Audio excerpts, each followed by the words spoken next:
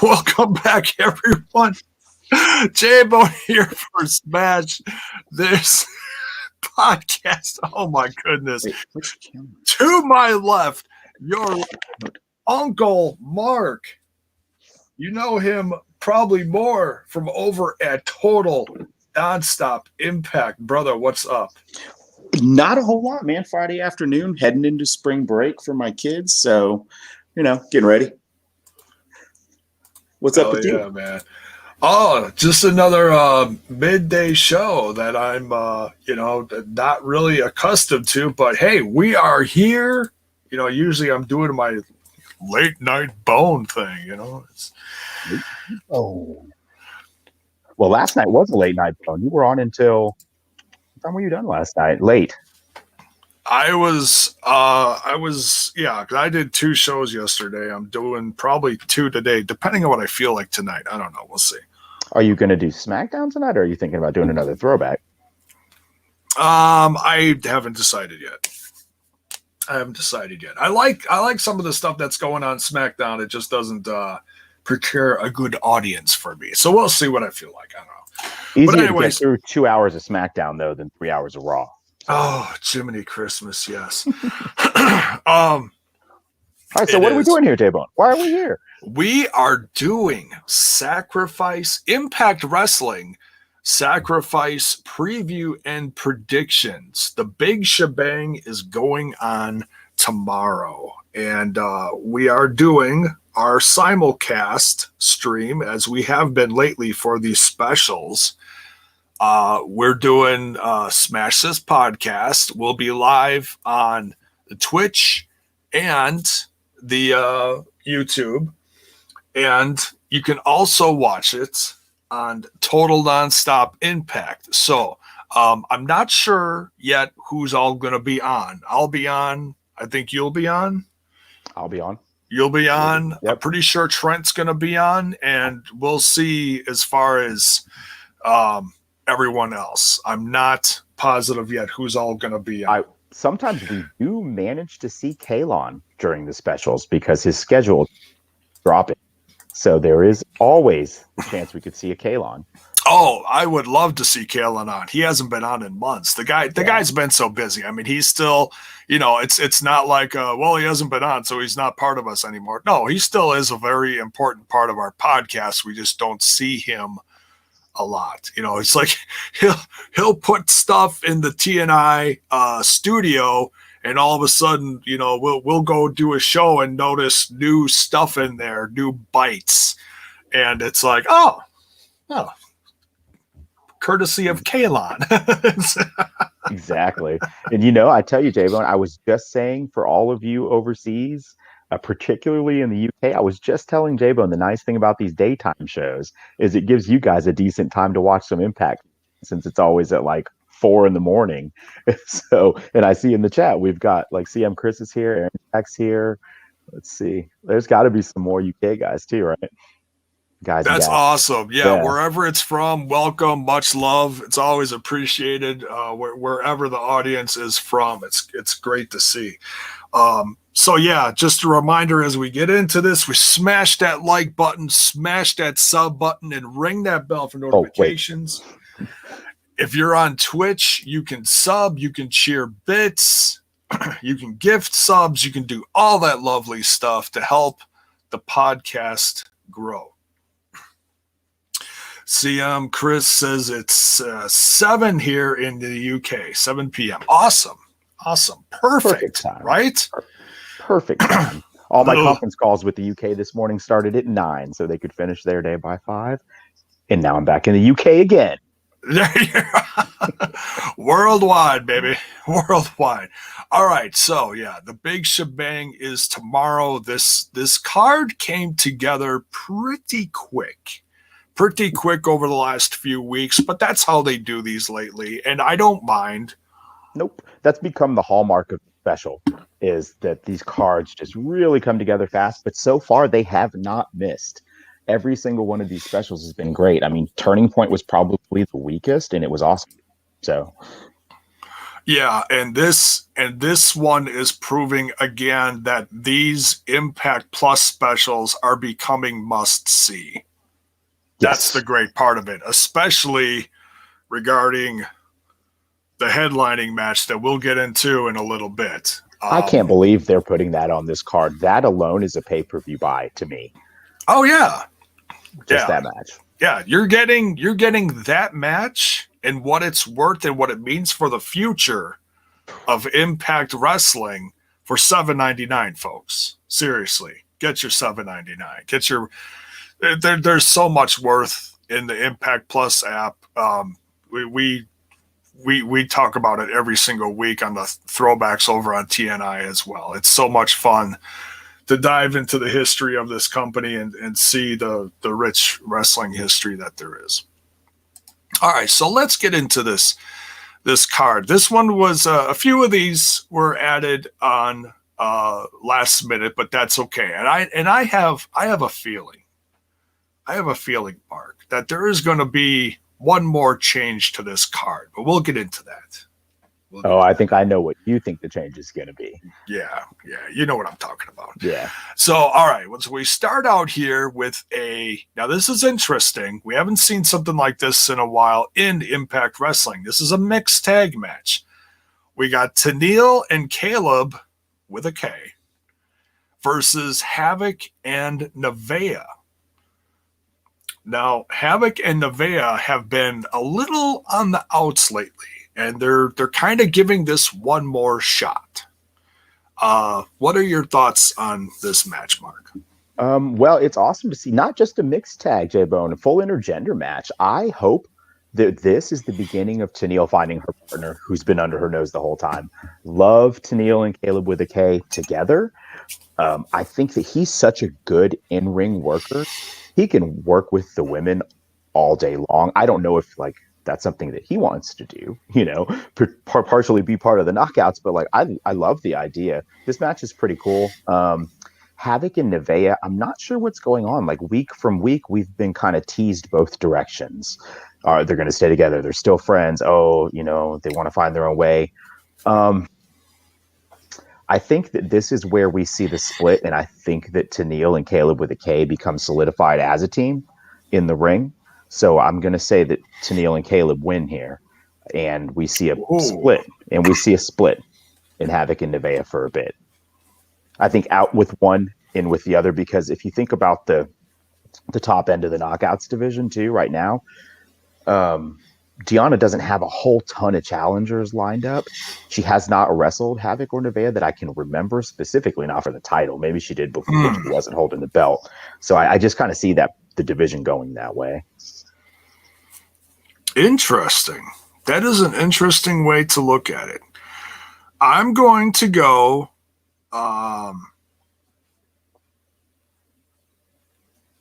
the other way on this one. I'm going to go that Havoc and Nevaeh are back together for good. I think they're going to come out with a strong win here. But I got to say, and look, we've been here's that word again. We've been very critical of the booking and how, maybe not so much the booking, but a little bit of the booking.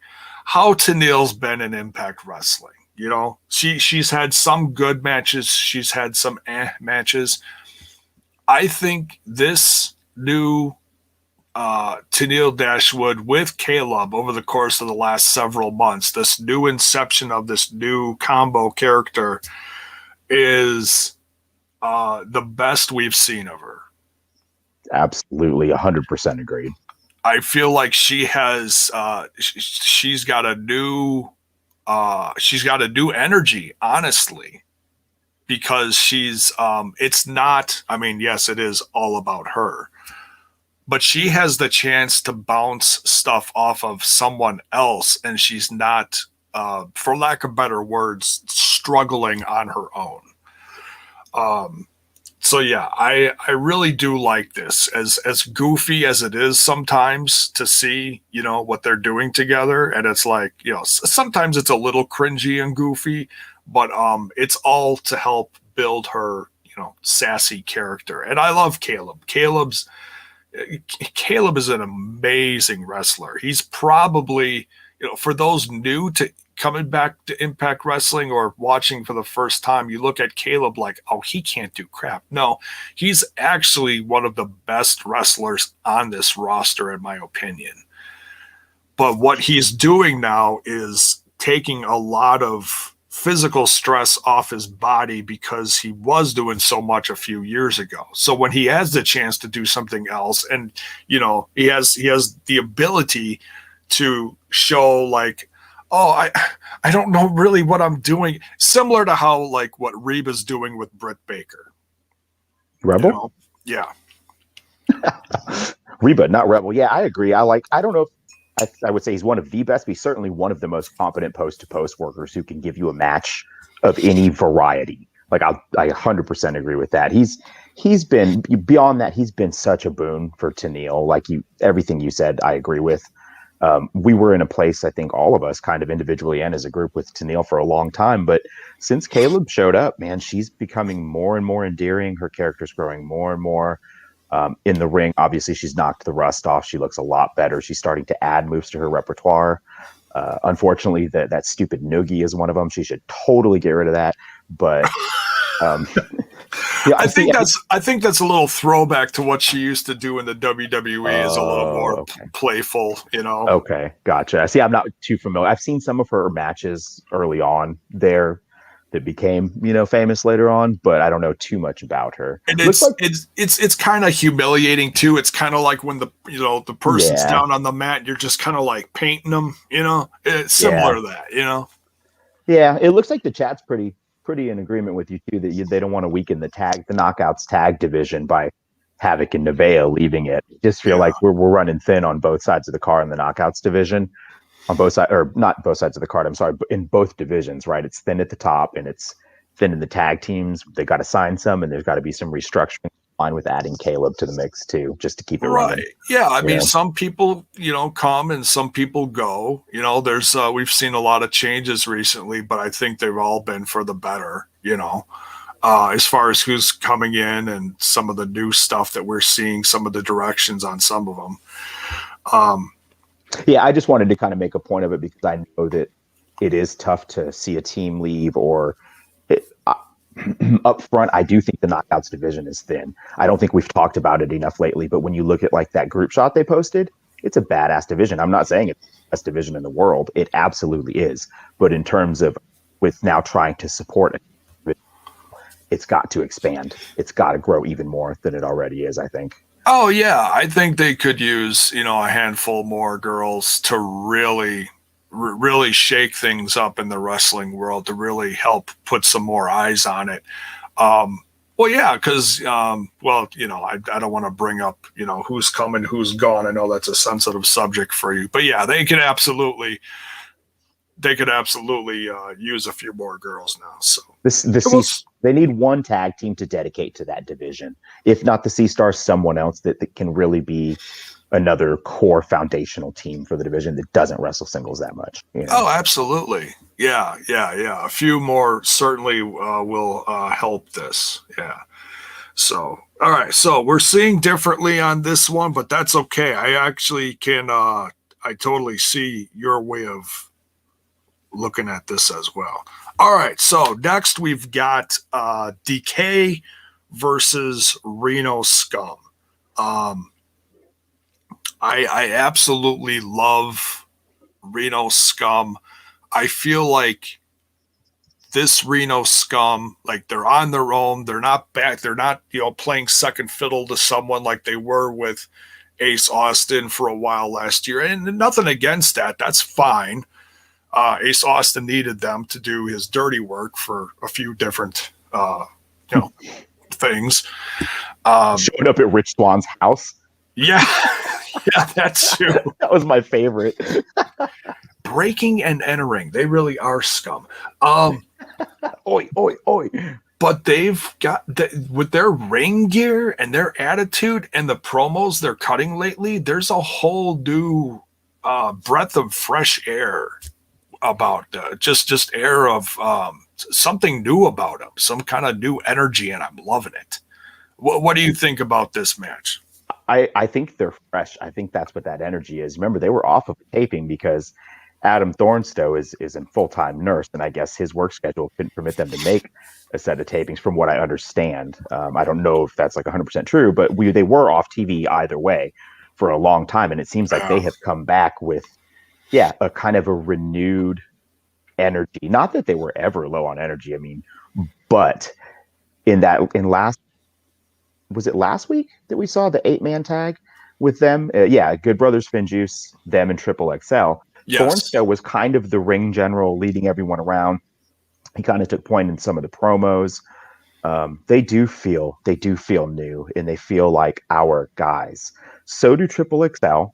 But Reno Scum, we've seen him over the years come and go, right? Like, this isn't their first trip to the rodeo.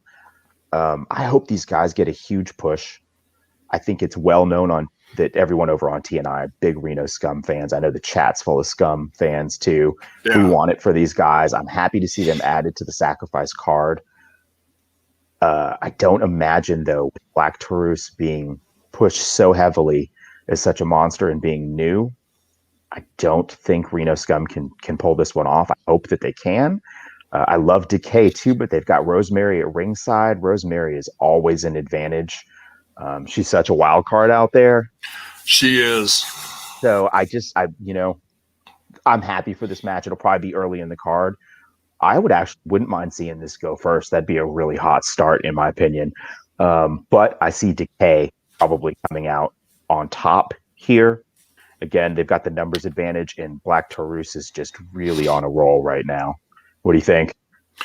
I'm actually going to go opposite you again because unlike Triple XL, there is one half of that tag team that is absolutely terrified of Rosemary.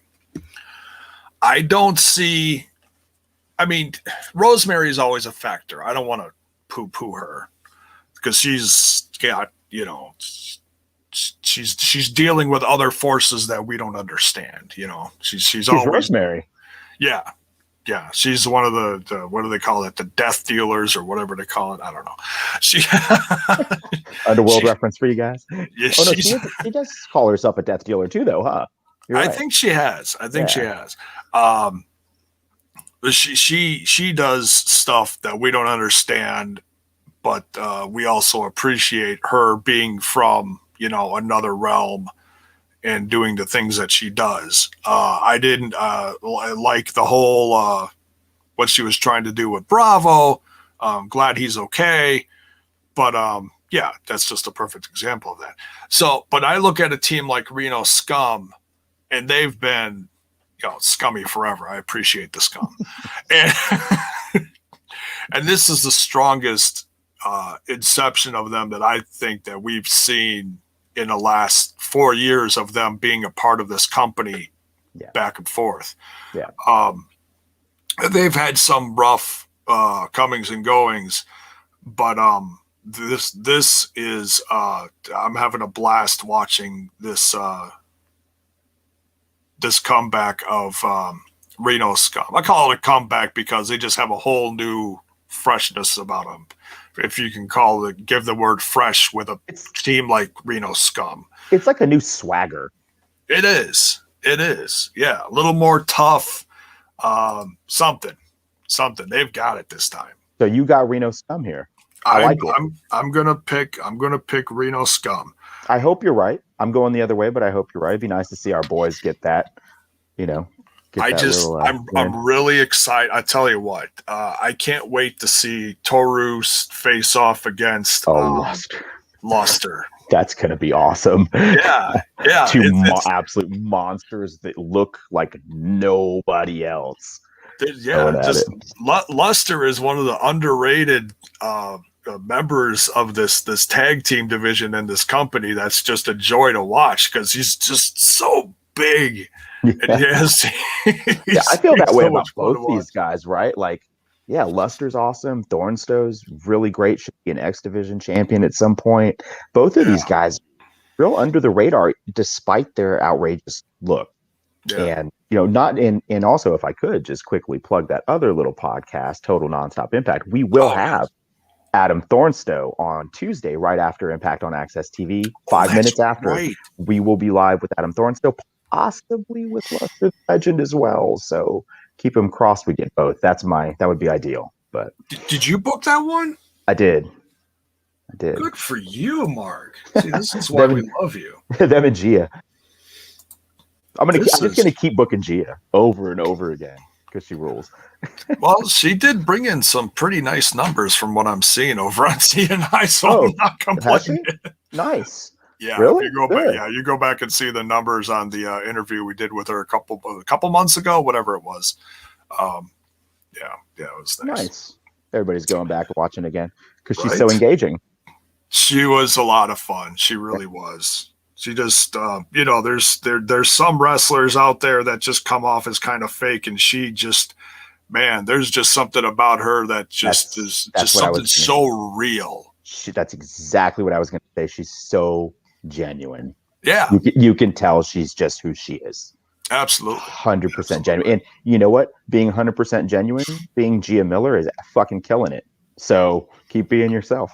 She is, especially on BTI. And we've been telling people, you've got to watch BTI. Yes, it is a third hour of Impact Wrestling, but it's all canon as to what's going on in the main show. It's not, it's an absolute step up from what Explosion was. Trent in the chat says, motherfucker Mark pulling his weight.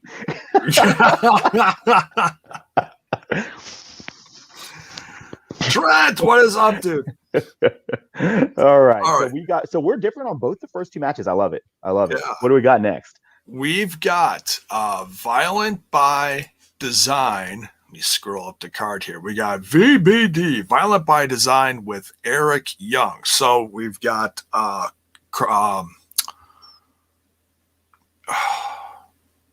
damn it, Diener.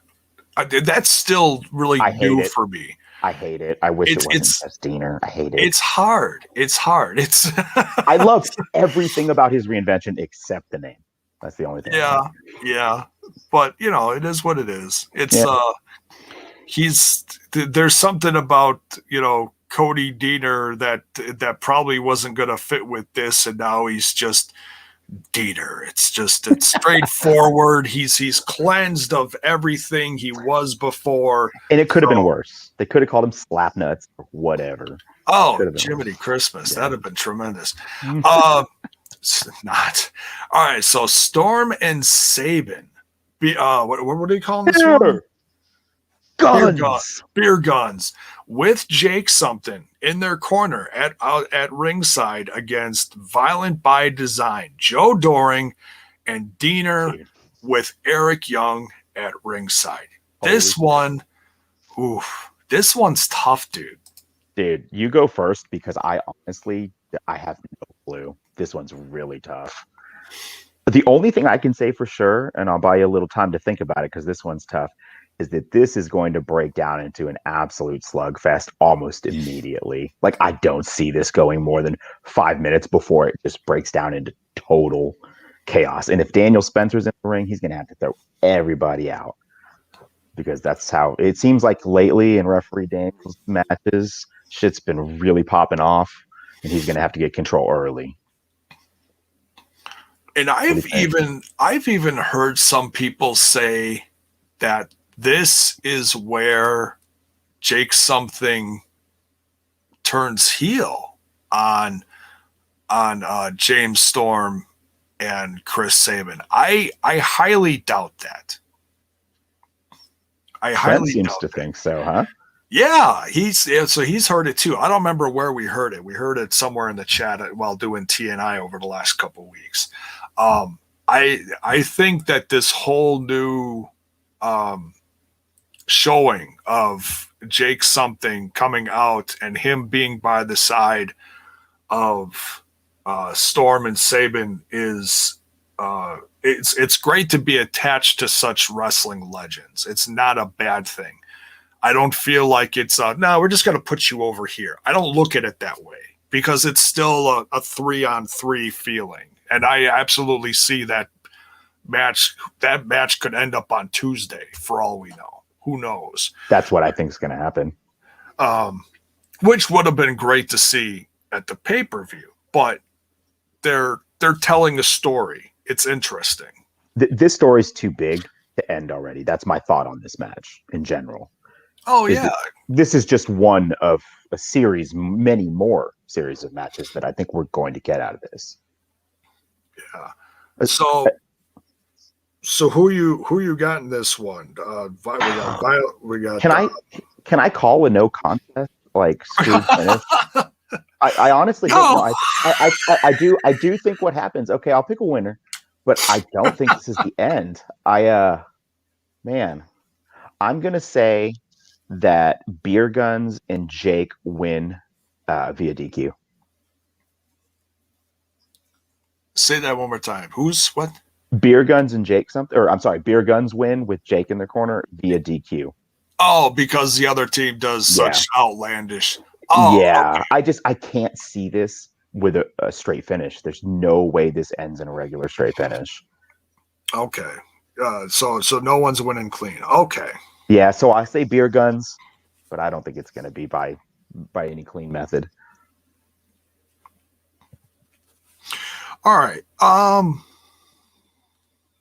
You know what? I really want Storm and Saban to win here too. I don't think they're going to, but I'm still going to root for them to win. So I'm going to actually agree with you on this one. All right. Different means of getting there, but same result, basically. Yeah, it's going to be really interesting to see big picture wise here. Like the match is going to be great. I have Doring's going to Doring and Storm. Give me an Iron Man match. My God. I hope Doring doesn't kill Chris Sabin by accident. I really like Chris Sabin. It's gonna be on purpose. Yeah. I'm with you though. Like you're so right. I'm sure this match is going to be fine, but honestly, it's completely second thought to me compared to the storyline of Violent by Design. And, if the legends are going to stick together, like Storm said on Impact, yeah, man, they're the first line of defense against what we expect to be a growing faction in Violent by Design that's already off to a really hot start. This should be long-term implications, even if it's just a rebellion. This should be great stuff. But this is a stepping stone. Oh, yeah, absolutely. All right. Now, next we've got a term that we don't hear very much in the wrestling world, a hold harmless match. It's interesting that they throw this in. I could have sworn Tamor made that shit up. He's so smart. He knows everything. Hold harmless match. Well, it's interesting. It's I think the last time we heard that was a couple years ago in the AEW realm. They brought up that term. Really? It's basically, I believe it's basically no DQ. Myers even, played stupid for a while, and it was like, oh yeah, holds. It's no submissions, right? Is that what he said? He thought it was a submission match. Yeah, submission match. Yeah. And D'Amour's like, no. I love Pirate Myers, man. That dude is really good. That dude is good. I'm so glad he came over to him, man. Those guys were big wins. He's really underrated, and he's just getting started in this brand, folks. If you're not a fan of what Myers is doing, start paying attention. Can we go off for a little bit? Like in the WWE when he was there, did he even was he just never on TV, or was he strictly like a jobber? Like it sounds like he was just a jobber who would come and get paid. Is that all he did? His second run with the company, he was on one of the longest losing streaks there ever was in the world of professional wrestling. Now, you look at the records of people's winnings and losing streaks over the years, and there's a lot of heels that spent most of say a calendar year losing on TV and on the road just to help carry a storyline. But they made this a storyline, and they kept track of it, and they showed you the numbers. It was a virtual opposite, alternate universe of Goldberg. Yeah, totally. It was ridiculous. Okay, so he actually didn't didn't really do this to someone. But did he get to wrestle, or did he just come out and job? No, he would wrestle, But no, they really put this whole losing streak at they made it a thing for him. Like, he would come out and always lose. It's just so curious to me because he's become a favorite of mine in the ring. He's a really good wrestler. Like He he's a damn good is. wrestler. Above, I mean, he's really good on the mic, and I like his character and the eye patch stuff. But he's actually a really great wrestler. Like, how did he get? What I'm thinking too. The reason I'm even asking is long term. We know he's signed now, and he signed after about a 6 month period, which means his contract is fresh. I would imagine. So we've got at least 2 years with him. Yeah. We could see a very legitimate build to a world title run with what I'm seeing with his ability. Um, right? And I guess I just didn't expect that coming in because I didn't have the right details on him and I hadn't seen him perform enough. But he's got the mileage, presumably. If he wasn't really wrestling actively for the last 10 years, he's probably got a long life left ahead of him. And we could be seeing one of the future cornerstones of the company in Brian Myers. That's my hope. He is. He's underrated. I'm glad he's a part of this brand. I'm glad he's getting a fresh start. He is a former, tag team champion, and he's got so many years of experience that he can, help others in this locker room too, and Definitely. and use what he's learned from other places. And so yeah, it's a joy to see him get to do something fresh. And even though some of it has to do with you could say a former tag partner, as in this whole thing with Matt Cardona, I hope this is like a long, slow burn and it just keeps Matt around longer. So, Yeah, I and agree. it's interesting that Matt is not on this, but I think he's still going to be lurking around somewhere in the process of this. We'll certainly see him at some point, at least, I think so. backstage or something during this night. So the match itself, like all that being said about Brian Myers, it feels like Eddie Edwards has been working really hard since his title run to put people over. I feel like we're going to see that again. I think we're going to see a really good, solid, competent mid card match. And I think Myers is going to win. You know what? As much as I love Eddie Edwards and he is one of the backbones of this company, I really think this is a slow burn push of Myers, and I think he is going to get a win here too. And, like we've said many times on this show and TNI with Eddie Edwards, he's that kind of guy. He's like Sami Callihan. He doesn't need a belt. He'll be fine. He'll always be over. He'll always be popular. You can put him anywhere and it's not going to harm him. And he's very giving. So surely no way Eddie has a chance here. I just don't think that would happen. Not because he's not great. Myers he's on a roll lately. People, I feel like, you look at the kayfabe side of it and it's like, I feel like this locker room, I feel like he's really a mystery to the rest of this locker room still. Agreed. Yeah, he hasn't really interacted heavily with those that aren't like the misfits who wouldn't be out scouting with others anyways. He comes in through his own means, like right before his match and leaves. Yeah, he's kind of being written in as a wild card, isn't he? A very competent one. Yeah, and it seems like he's really well, now that he's like officially signed, they're giving him more focus. Yes, he's not just wrestling swoggle and stuff like that, which he's got a past with them, and it's more fun than anything. Like, hey, let's do this. It'll be fun. It'll be goofy. It'll be great for TV. Yeah. But now it seems like he's more serious now, and he's on some kind of trajectory for the future. He's on a decent streak. Yeah, I'm coming off the most eliminations at BFG, then a hiatus, and then since he's come back, he's just won. And you're right, like a good wrestling program has a little bit of everything for television, and that's what his Misfits angle was. And now we're moving on to the time he's going to make a real run. Yeah, I'm here for it. Critical Sting here says his finisher is called the roster cut. Enough said. Right. Yeah, it's it's a little shot at his past. So we're same on Myers. We're both on Myers here. Yeah. Yeah.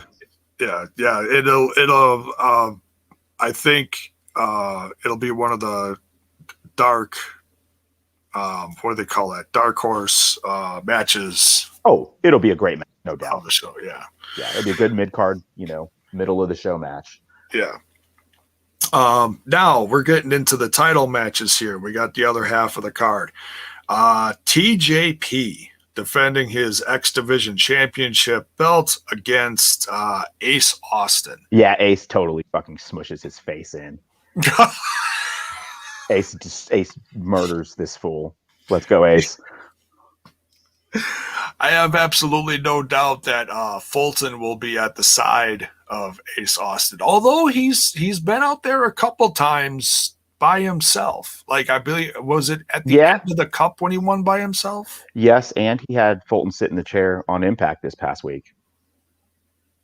That's true. There's no way that they're not putting this belt back on Ace. Like, my dislike for TJP as a person aside, this just seems to be the way that they're moving with Ace Austin. Even in full like kayfabe, I can't see a reason to keep it on TJP right now when the X Division is the best that it's been in a while. It's really, really good right now. There's too many people to showcase to keep the belt on TJP through another cycle of tapings, I think. Yeah. Yeah, I mean, because you can look at the X Division. Ace is a legitimate contender. Bay is a legitimate contender. Willie Mack is a legitimate contender. TJP is the champion. Rohit Raju is a legitimate contender. Jordan Grace is a legitimate contender. The division is exploding. To leave the belt on that dude would be just a travesty. Yeah, and with the newcomers, like, there's little rumblings we've heard, maybe Thornstone's interested in throwing his hat in the X Division, and, Josh Alexander wants a shot at that again. It is interesting. I mean, they foreshadowed Josh Alexander coming after TJP, which almost makes me think that TJP's keeping this. But they also, now this is what I talked about earlier, that I think there's a change coming to this match, a last minute change. Who beat Ace Austin this past week? Bay. That's right. Bay did beat Austin this week with. I don't remember what happened. I do remember Bay winning this. It was part of it was a distraction from TJP. That's right. Fulton chased him off. But that's a good point. No, I like your point. I had forgotten it. I feel, if he doesn't get added, that's fine. But I feel like he should be, because it just adds to this match, in my opinion. Oh, I also want to say, if you guys don't know, I don't know what everybody's cup of tea is as far as music. Chris Bay has a new album that just dropped. It's on Spotify. Look up Chris Bay. I've never heard it. Yeah, it's like hip hop. Your call at putting him in this match makes so much sense, though. Like, I'm thinking about it. Bay is a really hot property right now. To leave him off a card as big as this is really weird. And I know that everyone can't be on every card, but now I'm just I'm thinking back over this. Man, I could see this booked at the event, right? Like D'Amore books it in the back right before the match, or even comes out. I don't know, man. I'm still sticking with Ace because we don't know if there's going to be a third person. I'm still sticking with Ace. Yeah, I think it's going to change, but we can't go on that. I think you may be right. It doesn't make sense to leave Bay out of this match. Yeah. Well, and there's other stuff that's going on in the company that was left off of this as well, like the whole Sammy and Trey thing. But that's a slow burn. They could have easily put that on here as a co-headliner. They didn't. No. That's a Slammiversary type build, probably. Those two guys. I think they can go. Or Rebellion.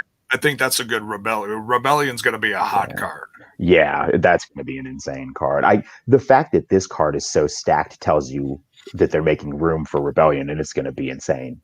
Yeah, it's going to be even bigger, as good as this one is. So I think we're both in agreement that Ace Austin takes it here. Yeah, I think Ace is going to win here. It's time to put the belt back on Ace, because I honestly believe he's marching towards the world title. I know Moose is the man, but I believe Ace is in that orbit. And this is just a stepping stone for him to get back to that. Don't forget Ace has been there before, right? We've seen him wrestle for the world title before. Oh So yeah.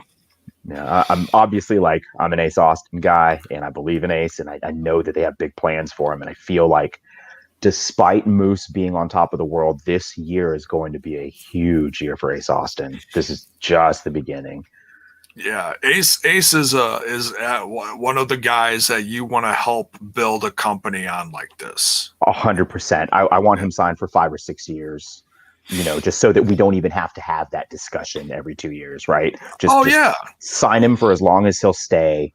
And not to mention that with Ace, like at least right now, part of that package is you get Gia. They've been together for 4 years.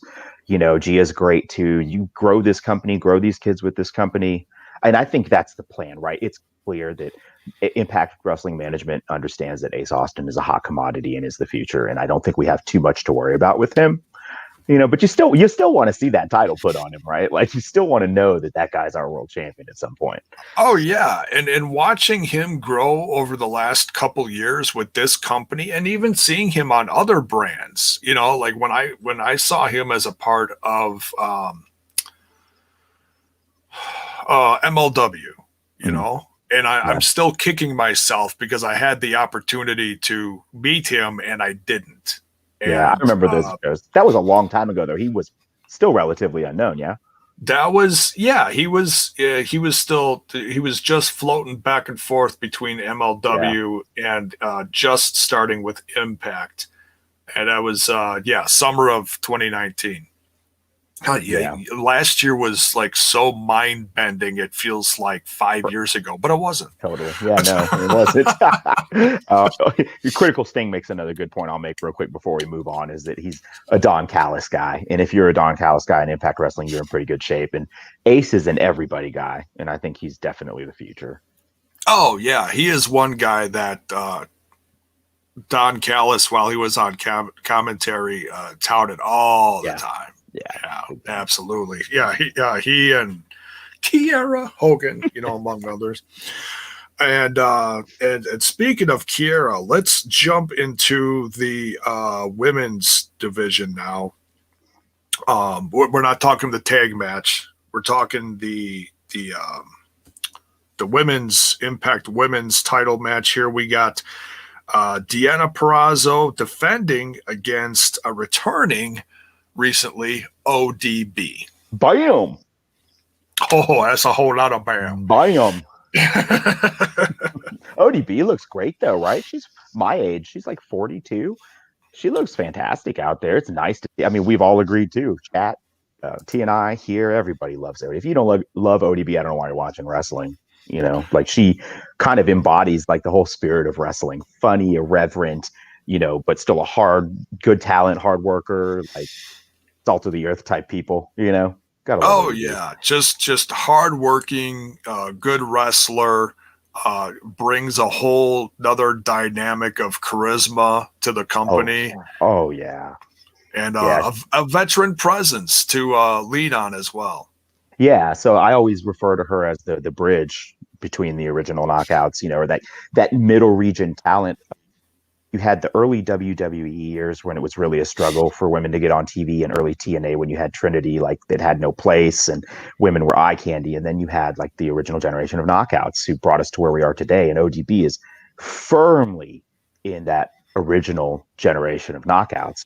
And the nice thing is, if I were to go back and look at Taryn Terrell, Taylor Wilde, and Gail Kim, and ODB, and all these Knockouts, the one that I would choose to bring out now is probably ODB, because what's nice is not only does she bridge the gap, not only does she have history with the company, her charisma and her character is so great she doesn't need a title.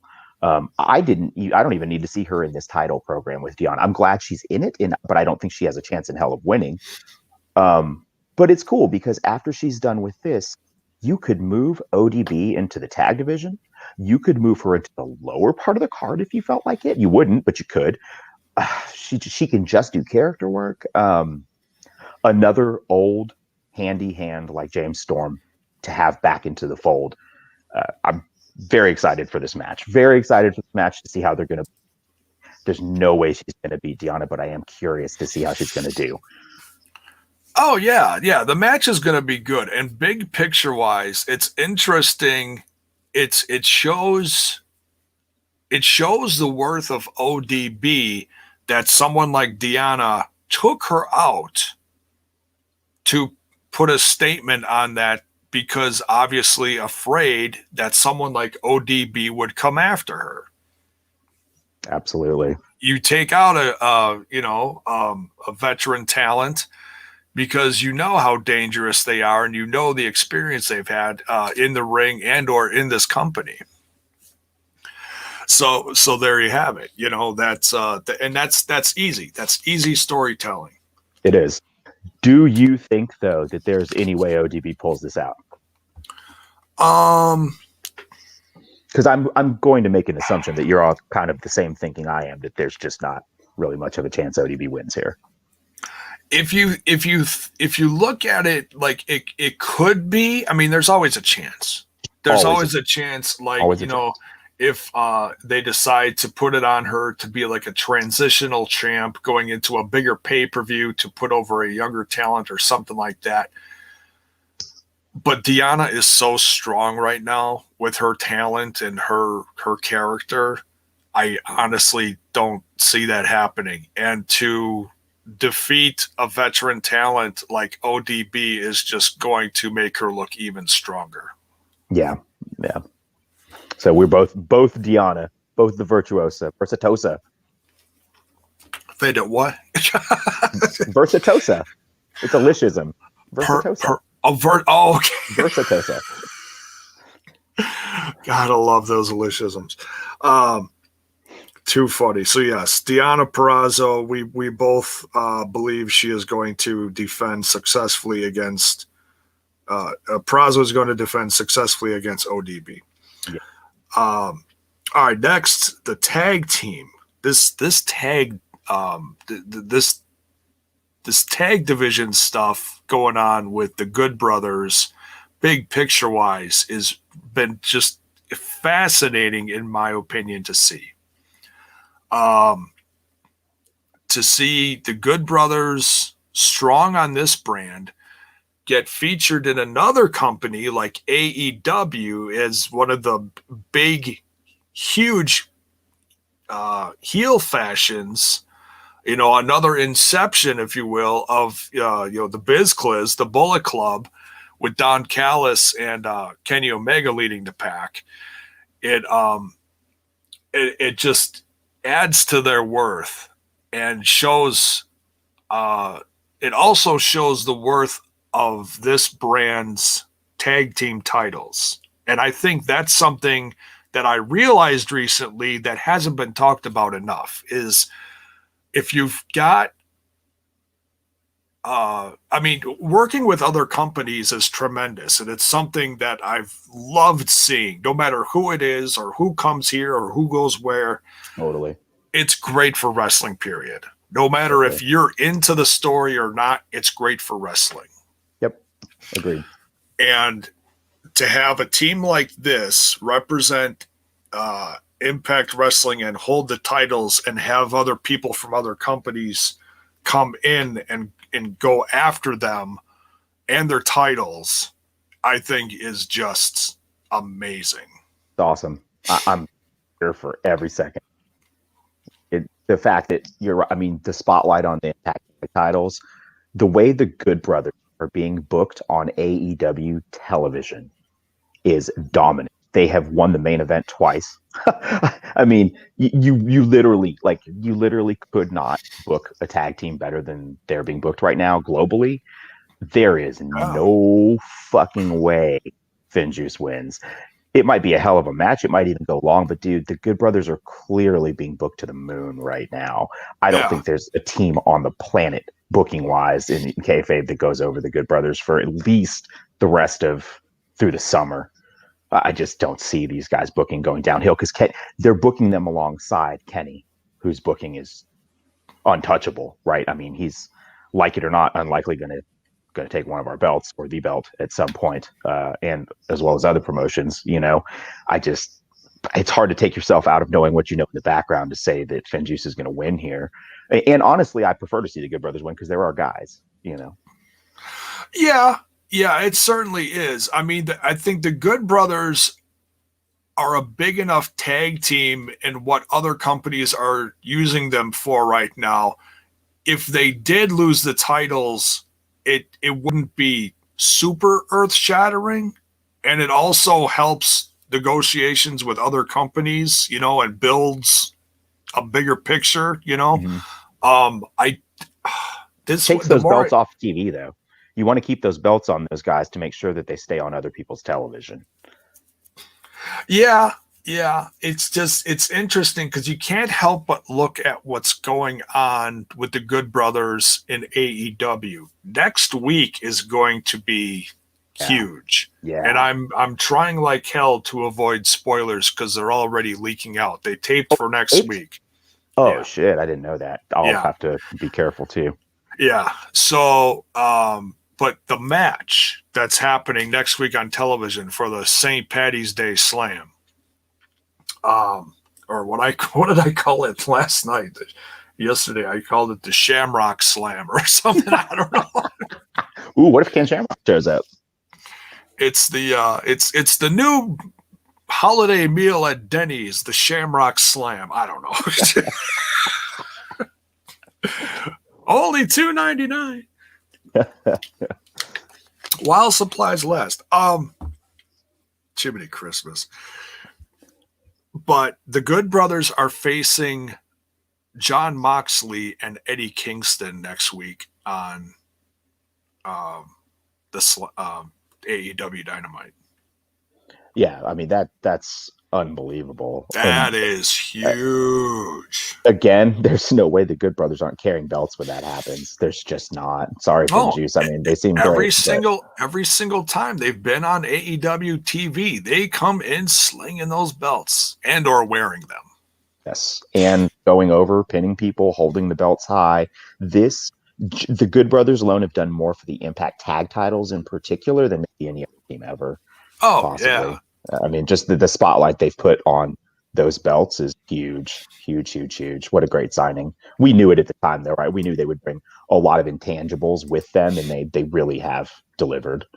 I knew they were going to be a good addition to the tag scene in Impact Wrestling. I had no clue how far and Same, how big it was going to go, and it's just been mind same. blowing, They absolutely mind blowing over the last calendar year.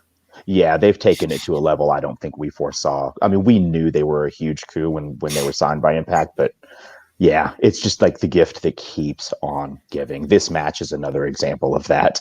It You know, and then does. in next week's main event on Dynamite, it's another example of that.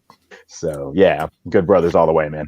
Hell yeah, You, yeah. Good Brothers. Yeah, I think the Good Brothers are winning here, but I can't wait to see what these guys do because, well, it brings more eyes to the New Japan product. That's obviously the goal here, Yeah, and there is some great stuff going on with New Japan on American soil, and that's the Strong Show that they've been holding. And I've seen bits and pieces of that here and there, clips and stuff. And, it's obviously to draw the American side of the market. So, um, like Moxley was even just featured on there against Kenta, and that was amazing. yeah. Well, he's their U.S. heavyweight champion, has been for what, 2 years now. Yeah, He took it from Archer in that death match. Was that Wrestle Kingdom like 2 years ago? I think he got it. He got it back from someone. I forget. Actually, I don't remember. I think it was. I think it was Juice.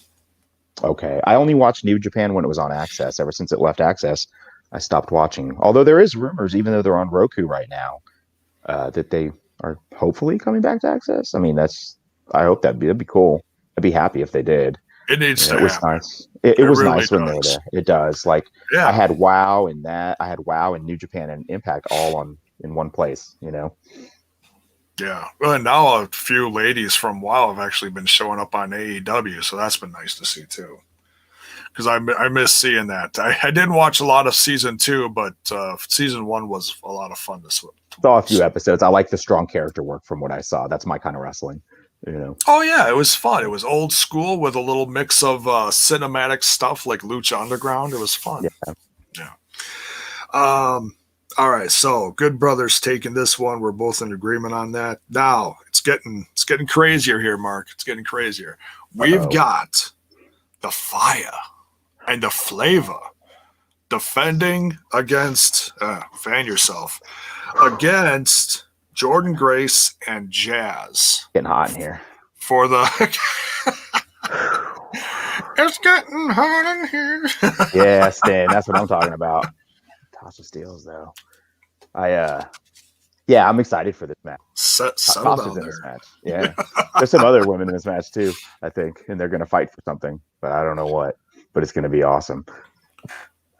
And it's I want to start this conversation out by saying what an absolute blessing it has been to see Jazz stick around and be a part of this. Yes, 100%. I could not agree more. It is. We are so lucky. How lucky were we to land Jazz? God, awesome. Of all the women veterans out there in the indie scene or wherever, crazy. Yeah, totally nuts. Totally nuts. Jazz has been really great on the return. Her and Jordan have a lot of chemistry backstage. I feel like the ring chemistry is a little bit to be desired. They're not bad, but I feel like backstage they work really well together. They seem like a perfect pairing in terms of personality and the youth and the veteranship. Fire and Flavor, like clearly my favorite tag team on the women's side.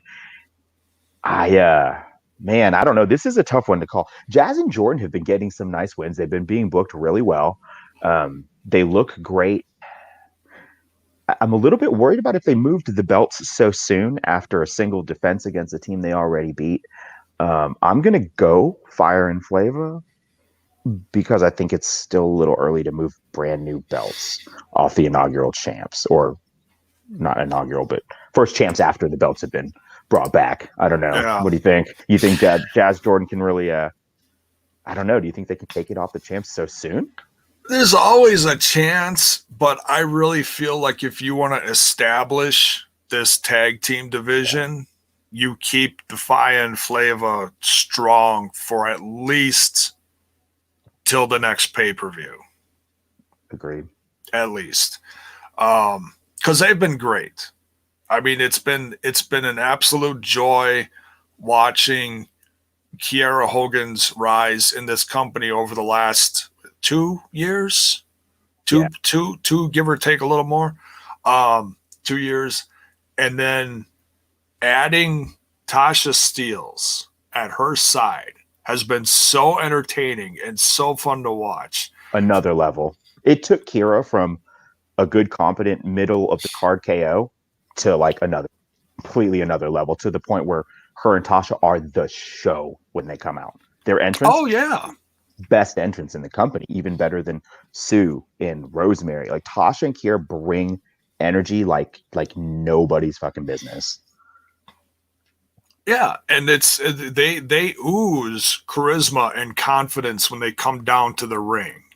And that's what you want to see in your champs. You know, they're not just strolling down and, okay, why are we excited about them? Just watch them. They tell you that they don't have to say a word, but you just watch them come down to the ring and you know why they're the number one tag team in this company. That's the Fire and the Flavor. And, you know, from just going a little bit further out, we're starting to see some light on the horizon of possibly having fans around again. If I'm Impact, I'm looking to cling to them as my champs to get a crowd in front of them, because with a crowd, they are going to be even more over than they already are. Oh. They've done all of this with no crowds. Yeah. Tasha came into the company after it started. Yeah, it's true. You know, she came in part of the, well, I don't want to say, well, I would say the NWA. Yeah, I was going to say, for lack of better words, the demise of the NWA. It's still going, but we just haven't seen a lot from them. Their first round of talent release after the pandemic started is when Tasha showed up. That second set of tapings, I think, if I remember correctly, like in May. Yeah. So it hasn't even been a year that Tasha and Kiera have been together, and look at where they are already. Yeah. Yeah. With no crowds. They've grown, and how they've been booked together. I mean, some of it comedy with the whole money thing and they're funny as shit. Oh, it's You better come get they uncle. Yeah, exactly. They're fantastic. Oh, they are. I mean, look at all of the little Tasha-isms that we all say in our little community here with and all that. Yeah. And like, I don't know, bish and like all that stuff is just taking on a life of its own because they fucking exude charisma like it's just drugs, and I'm here for it. Yeah. Plus, like Tasha. Tomorrow we'll be screaming, "It's Slap a Bitch Saturday!" Exactly. I'm tuning in for Tasha either way, and I know I'm not the only one. So yeah, it's going to be great to see, and Jordan and Jazz have been a great combo. I don't want to completely poo-poo them. Jordan is still one of the top knockouts in this company, and I want to see. As much as I love Jordan and Jazz together, I want to see a knockdown, drag out like Iron Man match between these two. Jordan and Jazz? Yes. You want to see the split and the face off? Yeah. Like out of mutual respect. Yeah. Or maybe, if they're not successful in this, then maybe it'll start turning ugly. Maybe Jazz will start showing her old colors, her old heel colors. You know what I mean? All right.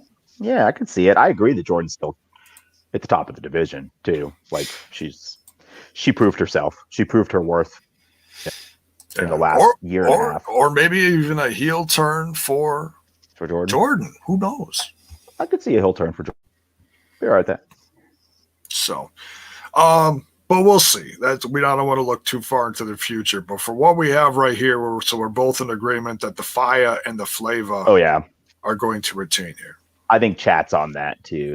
Everyone seems to be kind of the same mindset that if you want to legitimize these belts, you got to do right by the first champion. So I think Impact's the kind of company that will do that. We know this company books smart most of the time. That's probably going to happen. Yeah. I mean, as much as I want to see a title on Jazz, I don't think that's going to happen right now. Yeah. I don't either. Maybe towards the end of when she's going to be with the company, it'll be great to have her go out as a knockouts champion somewhere down the road a little bit. I agree. And I think too, that's another one they're probably trying to hold on to for some fans, right? It'd be nice if Jazz could get some fans for her last rodeo. Yeah. That'd be cool. This last calendar year somewhere, hopefully. Yeah. Crossing the fingers. Yes, absolutely. Yep. So that's the whole card. Now the main event, Mark. I can't believe this is the main event. This is where it gets really, really interesting. This is impossible to pick.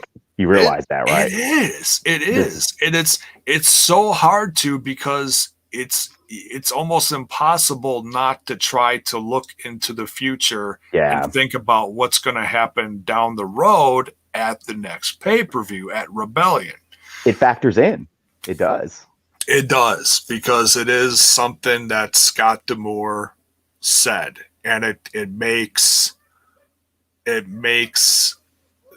title that they're going to hold, whoever's going to hold this at the end of it, worth so much more because of the match coming up at Rebellion. We have the unification. Number one, let's talk about this. This is the unification of the TNA World Heavyweight title and the Impact World title. Moose defending the TNA title against Impact World title holder Rich Swann. Okay, there's no way you can talk about this match without talking about the future, particularly because Scott D'Amore did introduce it as canon that there will be a title versus title match at Rebellion April 24th. Is that right? Correct me if I'm wrong. The day before my birthday. Nice. What a great present. Right? So, Keeping that in mind, I'm shocked we're getting Moose Swan at Sacrifice only because I thought it would be at a pay-per-view. Timelines being what they are, knowing what we know, man. I'm going to continue to stick with my guns on this one, what I've been saying for a while now. I think that there will be shenanigans. Rich is going to retain because Rich is the guy who's going to drop that belt, unfortunately, to Kenny Omega. Moose's destiny is to get that belt back in Impact, not to give it up. I know it pushes Moose's title reign back further than any of us think it should be or want it to be, but I just can't see Moose. I can't see the opposite happening. Moose winning and dropping it to Kenny at Rebellion. I can't. That better not fucking happen. And I can't see Moose winning and then going over Kenny at Rebellion. So by process of elimination, I say Rich retains, but I don't think he's going to beat Moose clean because Moose is clearly the next. It's his time. It is Moose's time. You know, I could honestly, while you were saying all that, I could honestly picture Moose beating Kenny at Rebellion and walking in on Dynamite the following week. That would be so fucking awesome. Book it. We're done here. I fucking love it. I wish. Good night, folks. Yeah. We'll see you tomorrow. Dude, I hope so. I hope you're right. I could say, well, it's just. If you're going to say, though, that happens, how do you have to future book that? So after Moose shows up on Dynamite, then they meet at All Out, or no, Double or Nothing. Whatever's next? Double or Nothing? Double or Nothing is end of May. So 1 month later is Double or Nothing. Yes. And that's at Daly's place. In front of. Oh, man. In front of. Do we know if Rebellion. Well, I mean, they had between 13 to 1,400 people at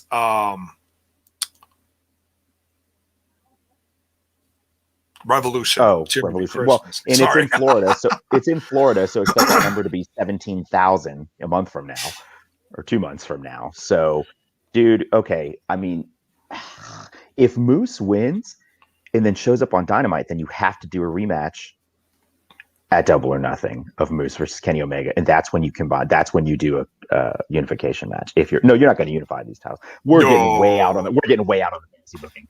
I say Rich. I say Rich because I think Rich is going to be the guy to drop it, and I think Moose is going to be the guy to bring it home. That could be. I want chat to sound off too. I'm curious. This could go.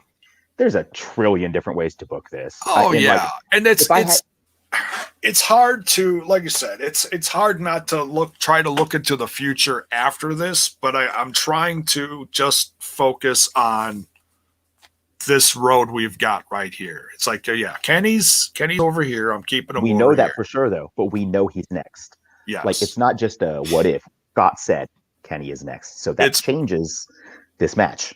It does. It does. Like, this is a fucking hard one. This is so hard. I have zero confidence in my Rich Swann pick, by the way. I pick Rich, but I'm like 0% confident in it. I'm going Moose. Okay. He's been booked.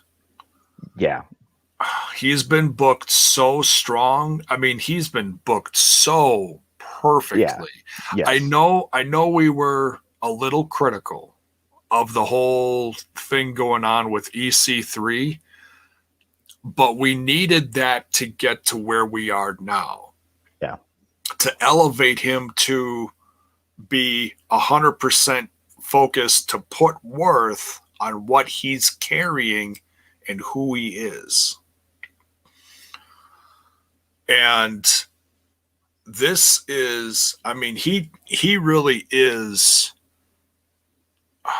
It's hard not to call him the strongest character in this company. He really has become. I mean, I would honestly, in some ways, even put him above Sami Callihan. And that's hard to say. That's really hard to say. In terms of character work? Just how, like, elevation in the company. Like, we know Sammy's good. we know Sammy's good. He's grand. He doesn't have a title right now, but he's still doing big things with Trey, and he's helping elevate Trey to where he's going next in this company. That's going to be long, slow term booking. We know that. But looking at Moose and everything he's been involved in, look at who, like, TNA titles aside, put the titles over here for now. You know, look at who he's all defeated over the last 2 years. He's gone through just an amazing amount of talent, knocked them down one by one by one by one. Yeah, Moose hasn't lost a significant match and been pinned in. I don't even know. I can't remember the last time Moose got pinned. He did say I quit in the Willie Mack. Yeah, match, that doesn't count. That doesn't. But he doesn't. But right, yeah, he doesn't. He didn't lose clean. He just. God, that ending was so good. Thank you for reminding me of that, J-Bone. Oh man, that was so awesome. God, we lost our shit. We're like, oh my god, that was amazing. That was such a spine tingling, like, stand the hair up all in your arms moment. I have goosebumps just talking about it. Yeah, that was such a moment. Oh my god. See, this thing is fucking nuts, dude. This Swan Moose thing is mind-blowing as shit. It's think about how fucking spoiled we are. We have complaints about this or that. We are getting this Swan Moose feud in the midst of a larger feud with Kenny fucking Omega from AEW. This is so insane. Like, how lucky are we? Like, tomorrow night, we're all going to be shitting a collective brick in this main event when whatever happens, happens. I don't even give a shit what happens. I like both these guys. I think they're both great. I think they both deserve it. I think they both represent Impact Wrestling. I don't think there's any possible way as a fan. Like, I don't care if you love this crossover or you hate it. As a fan, you aren't losing here. There's no fucking way to lose. You're a Rich fan, good. You're a Kenny fan, great. You're a Moose fan, awesome. We're all fucking winning. We're getting a candidate, no matter who wins or loses, take two. No matter who wins or loses here between Swan and Moose, we're getting a candidate for match of the year. Oh, without it. We're getting two candidates for match of the year. This one, plus the one against Kenny. I mean, no one's going to leave anything on the table in these matches. We're going to get barn burners out of both matches, and then beyond, we're guaranteed at least a third or fourth match, I would imagine, at some point. So this is long term. This is long term with the way that Don Callis is booking Kenny Omega in several different companies. And he is what they call him, the best bout machine. He is absolutely one of the best in the world of professional wrestling right now, which is why he is going all over the place. You know, he's defending titles in AAA. He's going to end up defending a title on our pay-per-view. He just had, not talking about the end, I'm not discussing that. The match that he had with Moxley was knockdown, drag out, incredible. I love every match he has is. Yeah, he's the best bout machine. If you have never seen Kenny Omega wrestle or have only seen a little bit, like, he is a talent of many generations. He, you see people talk about Okada carried those feuds or Moxley. No, Kenny Omega can go out and put on a fucking banger in any type of match with anybody. The dude isn't in this position just because he knows the right people. He's in this position because he worked his fucking ass off and won over fans all around the world. The fact that he comes to Impact Wrestling, we've had a lot of discussion about we're not getting ours back on Dynamite, which is true. We really haven't gotten ours back on Dynamite. But we did get Kenny Omega on 2 of our pay-per-views with record-breaking, buy rates. Well, at least for Hard to Kill, probably for Revolution as well. So I think there's some repayment there in terms of the, what's going on. There's a it's gonna come back. There's long-term storytelling here that's going on, big picture-wise, with AEW and Kenny Omega and Don Callis and all that. Just look at how the Good Brothers are, like, constantly over there and making a presence. It's going to happen. They're dominant over there. They aren't just there. They're dominant. there. Right. And that shows a positive thing. Whether you like them or not as heels, it's still positive, a positive light on Impact Wrestling. Yeah. I think we're spending a lot of time focusing on the tit for tat as well when it's a long-term thing. I think in the end, the ultimate goal is that New Japan, Impact Wrestling, AAA, AEW, everybody grows and that wrestling comes back into prominence. Because no one else is not doing you, WWE, this. but yeah, everyone else can come along for the party. Yeah. One-off Critical Sting. I was waiting for a Critical Sting. Bullseye. Just a one-off, though. Yeah. Who even said that? I don't even remember the origin of that comment anymore. It's been so long since that whatever dirt sheet said, oh, it's a one-off between Impact or Kenny Omega coming to Impact, and it's only just going to be this one time. I don't even remember who it was anymore, but boy, were they wrong. Probably one of my favorites. Probably Sean Ross Sapp, that piece of shit. So. Sorry. So you're going Swan, and I'm going Moose on this. Yeah, but I think both of us have very little confidence, huh? Could go right. either way. It's hard. It's hard to really just looking at it as a fan wise, and not looking at the future. I'm Moose all the way in this. I love Swan, and I love his story and his comeback over the course of this last year. Yeah. But then I look at the big picture with what's going on with Moose and his storytelling and his journey over the last two plus years and being a heel and just growing constantly. Man, he's a monster. And he's better now than he's ever been. He's just in the peak performance. But I still say Swan, man. You got to get Kenny to interfere to get Swan over, to take the belt from Swan, to set up the storyline, get it back. Like it's how it has to go in my mind. But I'm looking forward to seeing if I'm right or wrong. Like I said, yeah. To me, no matter what happens in this situation, we are all winning. This is really exciting stuff. And even if our belt gets taken and I get mad and I'm upset, all that excitement that's going to come with the chase to getting it back is going to be so worth it. And who knows? Maybe we don't lose our belt. Maybe you're right. Maybe Moose beats Omega. Holy shit. Wouldn't that flip everything on its head? And that's why I mentioned it, because you never know. You never know. It's so exciting. Anything could happen, man. Anything could happen. Crazy time. Because Tony Khan is the kind of guy I firmly believe that he would accept something like that going on in his company, just looking at the big picture. I do too. And the depth of the history and the company of Impact Wrestling. It would really put them on another level. Be like, holy shit, look what they did. I mean, I have my own secret suspicions about what's going on, but it's clear that Tony Khan has reverence for the history of TNA as a product and values the market contributions that Impact Wrestling and TNA have made over the years. Yeah, he's a fan of wrestling. Why else would he? Mark. Yeah. Why else would he be doing this if he wasn't a fan of just wrestling? Yeah, exactly. He's doing what, if any of us were the kids of billionaires, we'd probably have our own wrestling promotion. Like this is all of our dream, right? He's just one of us with a lot of money, and he's out there doing it, man. And I mean, I don't know. I wish nothing but success for AEW. It'll never be Impact, but it can be a great second option, and it already is. Yeah. So, but yeah, so I'm strictly looking at this, trying not to. It's like, yeah, there is absolutely a chance that Don Callis and Kenny are going to come in and have some kind of shenanigans as far as the end of this match. But my pick is strictly on just looking at Moose, Swan in the ring, and them, and nothing else. So that's how I'm picking this. Yeah, it's hard, but that's how I'm trying to look at this. And if I were to step back and truly be able to look at it like that, I would agree.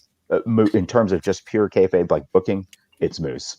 But we're going to see it on Swan for another month. And then Swan. I'll say this about Swan. Swan is a tremendous champ. I love his journey, and the fact that he beat a guy like Eric Young to get it, and just everything he's gone through. And we even saw that last year, right before he broke his leg in that gauntlet match.